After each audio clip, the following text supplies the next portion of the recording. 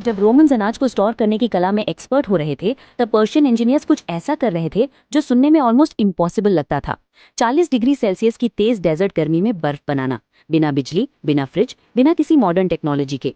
उन्होंने बड़े बड़े गुंबद जैसी स्ट्रक्चर्स बनाए जिन्हें याकचल कहा जाता था।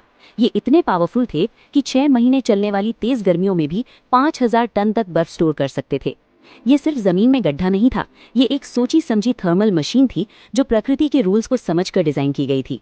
सिस्टम काम कैसे करता था? सर्दियों में रात के टाइम पर्शियंस पतले तालाब जैसा पूल पानी से भर देते थे। डेजर्ट का टेम्परेचर रात में फ्रीजिंग से नीचे चला जाता था। सुबह तक पानी जमकर बर्फ बन जाता। फिर सूरज निकलने से पहले बर्फ की पतली शीट्स काटकर जल्दी से याकचल के अंदर रख दी जाती थी। लेकिन असली चैलेंज बर्फ बनाना नहीं था, उसे पूरी गर्मी भर जमाए रखना था। यहाँ उनकी आर्किटेक्चर की असली जीनियस दिखती है। ये गुंबद लगभग 60 फीट ऊंचे होते थे और उनकी दीवारें 6 फीट मोटी होती थी। उन्हें एक स्पेशल मिक्सचर से बनाया जाता था जिसे सरूज कहा जाता था। रेत, मिट्टी, चूना, अंडे की सफेदी, बकरी के बाल और राख का मिक्स। ये एक पुराना इंसुलेशन सिस्टम था जो गर्मी को अंदर आने से रोकता था। पर सिर्फ मोटी दीवारें काफी नहीं थी। नॉर्थ साइड पर बड़े विंड कैचर्स बनाए जाते थे। ये रात की ठंडी हवा को पकड़कर नीचे अंडरग्राउंड रास्तों में भेजते थे जो आइस स्टोरेज के नीचे से गुजरते थे। हवा चेंबर में घुसने से पहले नेचुरली और ठंडी हो जाती थी। गुंबद का शेप भी बहुत इंपॉर्टेंट था।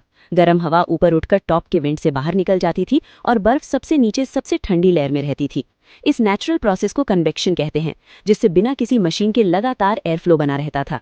कुछ याकचल कनात सिस्टम से कनेक्टेड थे। ये अंडरग्राउंड पानी के रास्ते थे जो पहाड़ों से पानी लाते थे। बहता हुआ पानी इवेपोरेटिव कूलिंग करता था, जिससे टेम्परेचर और कम हो जाता था। रिजल्ट क्या था? 400 बीसीई में पर्शियन डेजर्ट के बीच आइसक्रीम और फ्रोजन डिजर्ट्स मिलते थे।